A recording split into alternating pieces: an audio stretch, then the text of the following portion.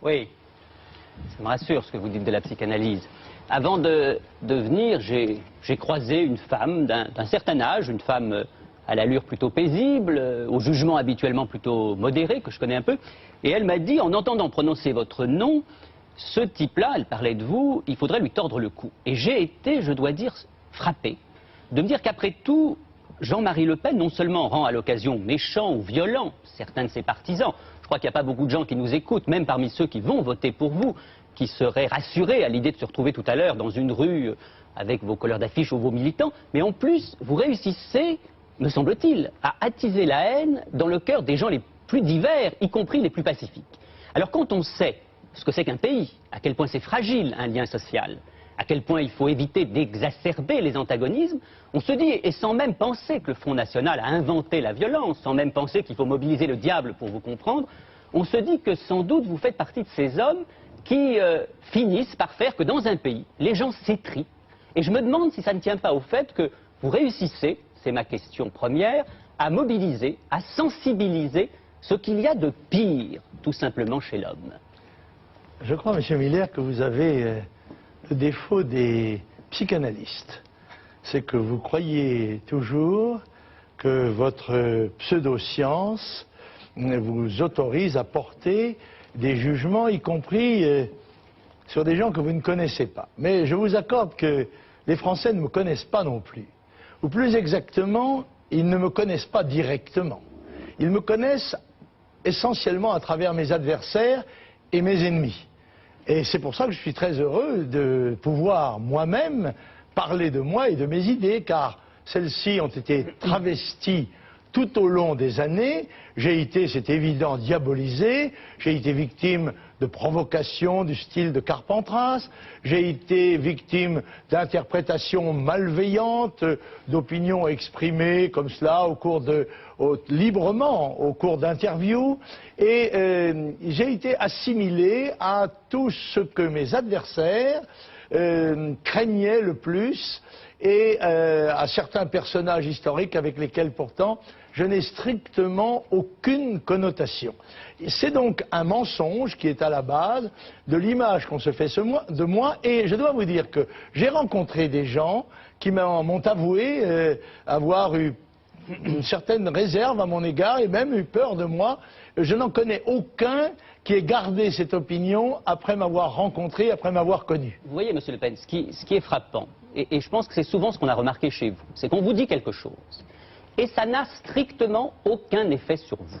C'est-à-dire que combien de fois est-ce qu'on a vu des gens, je ne me place pas dans cette catégorie-là, mais combien de fois on a vu des gens plutôt informés, plutôt honnêtes, essayer, je ne sais pas, d'enrayer un tout petit peu votre machine à souvent construire des contre-vérités, essayer parfois de vous dire, mais voyez, sur tel ou tel point, vous pourriez réfléchir, et vous, c'est l'interlocuteur a fini de parler, et automatiquement, le moulin à parole commence. Automatiquement, le char d'assaut avance. Automatiquement, la mitraillade commence. Et permettez-moi juste d'ajouter ceci, c'est que finalement, vous avez effectivement la conviction, comme disent les Italiens, d'avoir sempre ragione, toujours raison, c'est-à-dire vous êtes un mur, vous êtes verrouillé de l'intérieur comme une prison, et quoi qu'on vous dise, vous seriez capable d'aller, je suis sûr, dans la Bibliothèque nationale, de regarder des millions de livres, et de dire, avec cette assurance que vous venez d'avoir, des livres? Où est-ce qu'il y a des livres? Moi, je n'en vois pas. Et je me demande donc comment vous faites effectivement pour que rien de ce que les autres vous disent, à ce point, je ne dis pas vous remette en question, mais vous touche un tant soit peu. Et votre méthode, elle est évidente aux yeux de tous, ça s'appelle le parti pris. Vous m'avez posé une question, je vous ai répondu. Vous m'avez exprimé votre vérité, j'ai exprimé la mienne. Il n'est pas étonnant qu'elle soit en discordance. Et ceci vous choque profondément, car vous avez l'habitude d'avoir affaire à des malades qui viennent vous consulter et qui pensent que vous êtes un gourou et que vous devez les diriger. Eh bien, je ne suis pas de vos malades. Et je n'ai pas besoin des conseils d'un psychanalyste.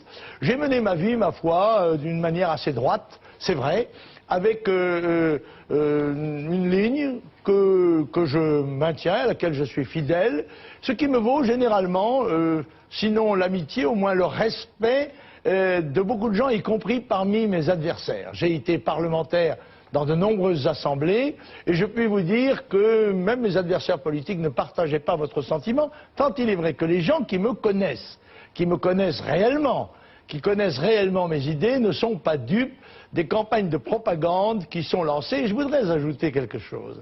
On me dit souvent, Monsieur Le Pen, des journalistes d'ailleurs, votre image est associée à la violence. Oui, c'est généralement, et c'est même presque toujours, la violence provoquée par mes adversaires. Je vous mets au défi de trouver un meeting adverse en 20 ans que le Front National ait été attaqué. Alors que tous nos meetings sont attaqués sur la suggestion d'hommes politiques qui demandent de venir manifester. Cela se traduit par des boulons, par des crachats, par des injures, par des charges de CRS, quand ceux-ci veulent bien faire respecter la liberté, et puis tout de même par notre défense quand nous sommes agressés dans les lieux mêmes que nous avons loués, et pour protéger les gens qui paient pour venir à mes réunions politiques. On n'a jamais vu l'inverse. Cette réputation de violence, elle est créée par mes adversaires. Il y a d'ailleurs des mouvements qui s'appellent Section carrément anti-Le Pen, il y a des mouvements qui s'appellent Ras le Front. Le Front National n'exprime aucune de ses idées dans aucune de ses organisations. Jean-Marie Le Pen, on en parlera peut-être tout à l'heure, mais effectivement, il y a eu un meurtre à Marseille il y a quelques jours. Tout à fait. Mettant en cause des colleurs d'affiches du Front National. Tout à fait. Tout à fait. Les périodes électorales sont, on le sait, hélas, favorables à ce genre de rencontres parfois violentes et même qui en peuvent entraîner des morts. Le Front National a dû avoir en 10 ans, je crois, 8 morts, une centaine de blessés très graves, et j'en ai visité un l'autre jour. C'était une équipe de 3 personnes qui a été volontairement fauchée par une voiture d'adversaires. L'un a été tué sur le coup et celui que j'allais visiter venait de sortir de 4 ans de coma, tétraplégique. Un seul avait échappé à ce crime qui n'a pas occupé, me semble-t-il, plus de 2 lignes dans la presse quand il s'est produit. Je dois dire d'ailleurs que touchant, et rapidement j'en parle tout de suite parce que j'ai eu une information touchant l'affaire de Marseille, je crois que la police judiciaire s'est transportée 15 jours après le meurtre sur les lieux. C'est donc qu'il doit tout de même y avoir un certain nombre d'interrogations et que la vérité ne paraît peut-être pas aussi simple que l'ont immédiatement affirmé des journalistes qui prétendaient en particulier, et là j'oppose un démenti formel, que ces militants étaient des repris de justice. On donnait même des noms de crimes auxquels ils auraient participé. J'ai fait vérifier que ces 3 militants avaient des casiers judiciaires vierges. Vous voyez, je dirais juste un mot et après je me tairai. C'est qu'on vous parle d'un mort, d'un jeune garçon de 17 ans. C'est vrai que la justice va suivre son cours, mais on n'efface jamais un mort injuste en évoquant d'autres morts. C'est pas pour ça que ce jeune homme, lui qui est sous terre aujourd'hui... Monsieur Miller... Attendez, je termine juste, après c'est votre émission. C'est la vie, vous êtes là sous les spots.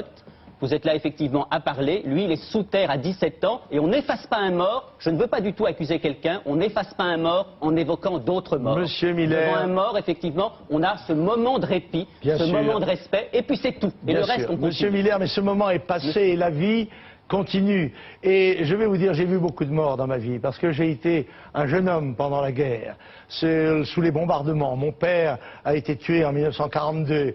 J'ai été officier de parachutiste à la Légion étrangère, en Indochine, à Suez, en Algérie. J'ai vu beaucoup de morts, j'ai vu beaucoup de gens assassinés, égorgés, des enfants torturés. J'ai vu le peuple français d'Algérie, aussi bien européen que musulman, jeté à la mer. Je l'ai vu accueilli ici dans des circonstances dramatiques par des gouvernements injustes. J'ai vu beaucoup de peine, beaucoup de chagrin dans ma vie et croyez bien qu'il y a place en mon cœur pour la compassion. Comprenez tout de même aussi que le premier mouvement que j'ai soit en faveur de ceux qui me sont les plus proches.